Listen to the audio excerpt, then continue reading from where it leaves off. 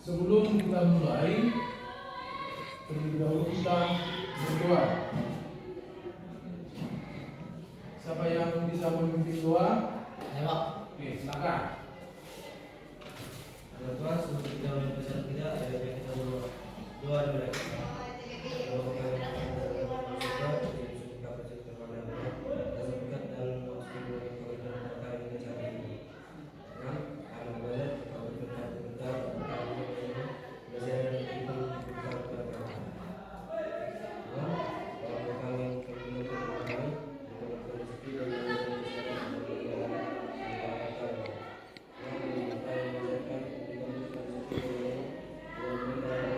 Pak, oke. Advent. Hadir Pak. Kuat suaranya ya. Aldo. Pak. Andreas. Hadir Pak. Christopher. Hadir Pak. David Man. Hadir Pak. Denny. Hadir Pak. Mangiring. Hadir Pak. Mikael. Hadir Pak. Firmawi. Hadir Pak.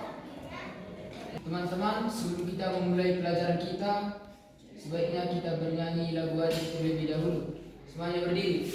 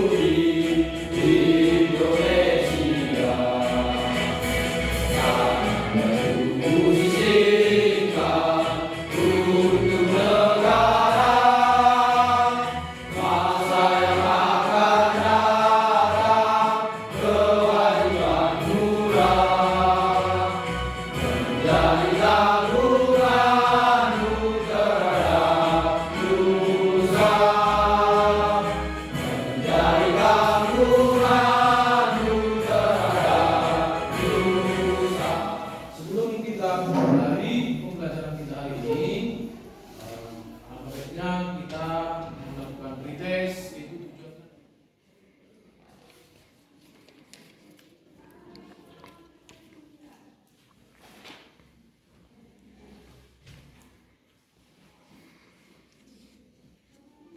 Belakang masing-masing baris, menunjukkan ke depan. Ayo. Jadi apa tujuan saudara kita mempelajari ini? Supaya kita tahu bagaimana itu pengertian demokrasi, bagaimana itu penerapan demokrasi di Indonesia mulai dari masa ke masa.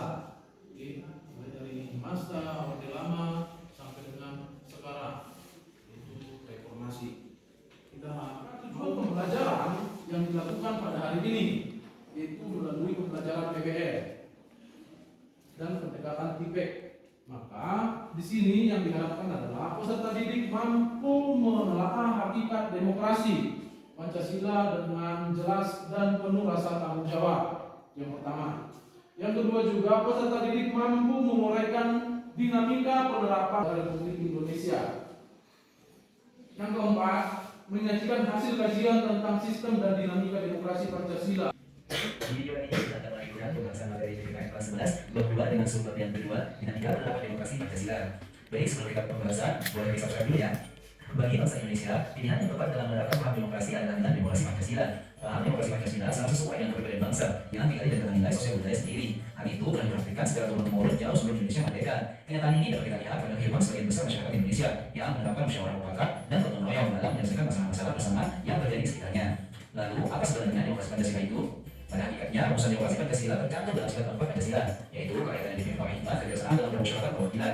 Rumusan tersebut pada dasarnya merupakan rangkaian otoritas yang terkait erat antara satu sila dan sila yang lainnya. Hal tersebut senada dengan yang diungkapkan oleh Novel Kuro yang menyatakan demokrasi Pancasila adalah kerakyatan yang dipimpin oleh hikmah kerjasama dalam permusyawaratan perwakilan yang berketuhanan yang Maha Esa, yang berbudi kemanusiaan yang adil dan beradab, yang mempersatukan Indonesia dan yang berkeadilan sosial bagi seluruh rakyat Indonesia.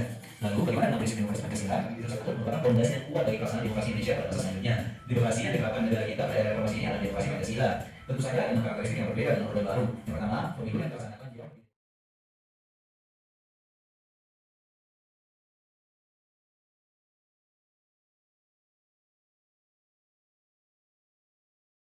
sesuai dengan undang-undang.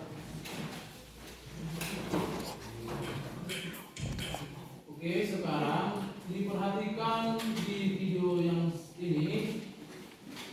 Ini benar-benar diperhatikan. 3 September 2022, para buruh se-Indonesia merencanakan aksi unjuk rasa besar-besaran sebagai bentuk penolakan. Buruh se-Indonesia akan menggelar aksi unjuk rasa pada Selasa 6 September 2022 mendatang. Presiden Konfederasi Serikat Pekerja Indonesia atau KSPI Said Iqbal mengatakan unjuk rasa itu akan digelar serentak di 30 Masuk ke kawasan Istana Negara, sejumlah mahasiswa yang tergabung dalam Pergerakan Mahasiswa Islam Indonesia atau PMII berunjuk rasa menolak kenaikan harga BBM di Patung Kuda Gambir, Jakarta Pusat pada Senin sore. Mereka menarik paksa kawat berduri yang dipasang petugas kepolisian. Beberapa mahasiswa juga saling dorong dengan petugas. Mahasiswa dan aparat kepolisian yang mengamankan kembali pun tak terelakkan.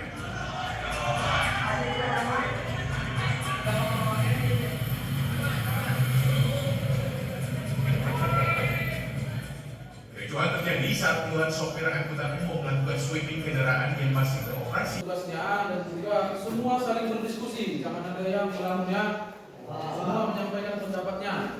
Nanti semua pendapatnya dituliskan di sini, setiap kelompok dituliskan di LKPD yang ini.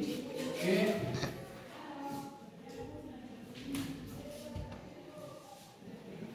Pertanyaannya ada di depan, di slide.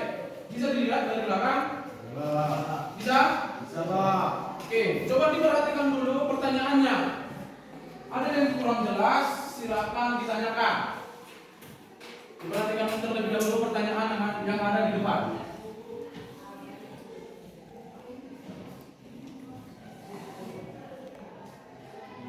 Dibaca satu-satu dulu. Dan waktu berdiskusinya selama 30 menit.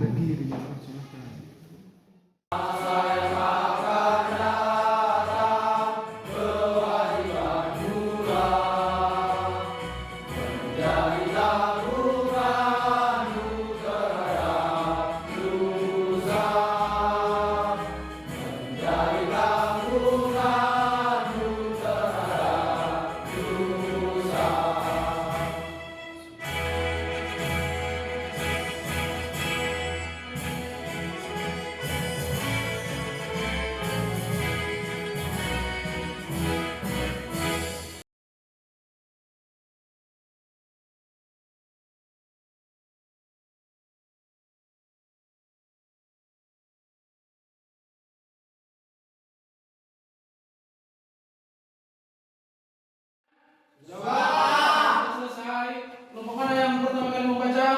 Oke, silakan kelompok 2.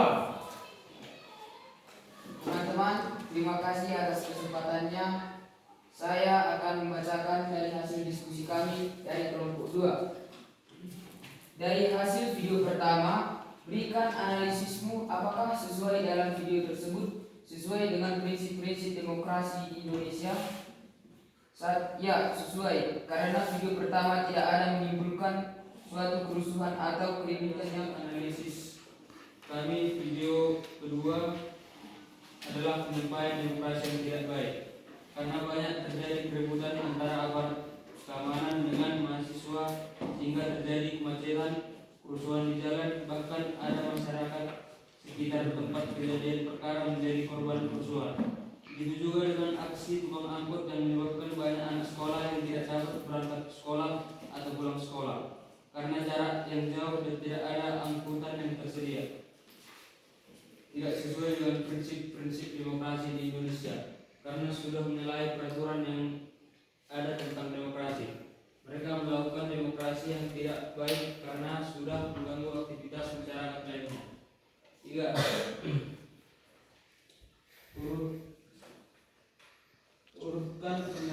Uraikan pendapatmu perbedaan dari situasi kedua video tersebut. Kerusuhan. Oke, baik. Kasih tepuk tangan untuk kelompok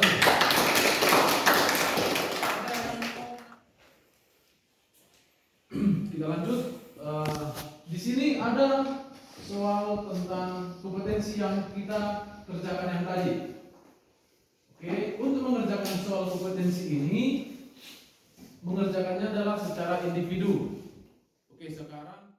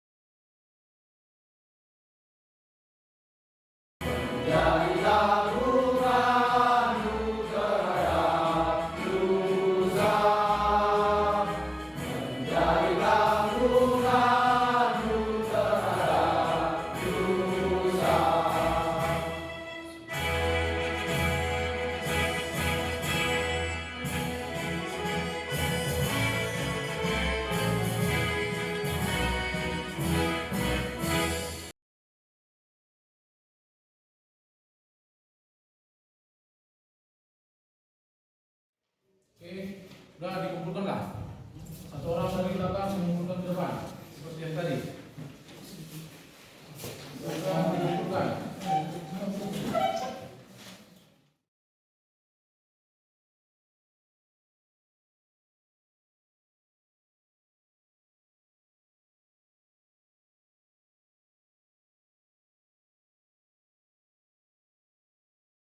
Siapa yang mau menyampaikan kesimpulannya dari pelajaran ini?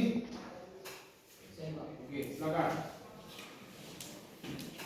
Silakan berdiri dan sampaikan. Yang pertama, yang saya ketahui setelah mempelajari sistem demokrasi di Indonesia, saya dapat mengetahui pengertian demokrasi dan juga penerapan demokrasi dari masa ke masa. 2. Manfaat yang saya dapat pada pembelajaran hari ini yaitu saya dapat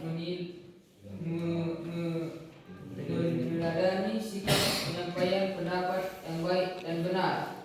3. Sikap yang saya teladani pada pembelajaran ini yaitu di dalam kehidupan sehari-hari saya dapat menerapkan penyampaian pendapat yang benar di dalam kelas maupun penyampaian pendapat yang baik dan benar. Oke, bagus. Kasih tepuk tangan. Jadi sudah paham. Sekarang kita bagaimana refleksi atau pendapatnya untuk pembelajaran kita hari ini.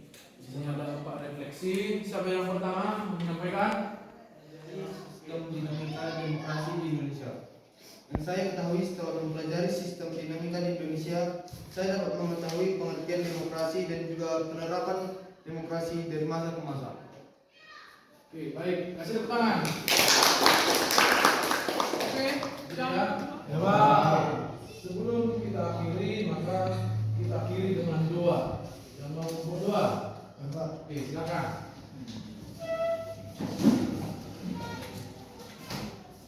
Yang pertama diizinkan saya untuk memimpin doa pada siang hari ini. Kita satukan hati kita mari kita berdoa. Ya Tuhan, kami ucapkan terima kasih banyak kepada Tuhan dan dosa-dosa kami yang kami sehingga membentuk sini kami sudah Tuhan.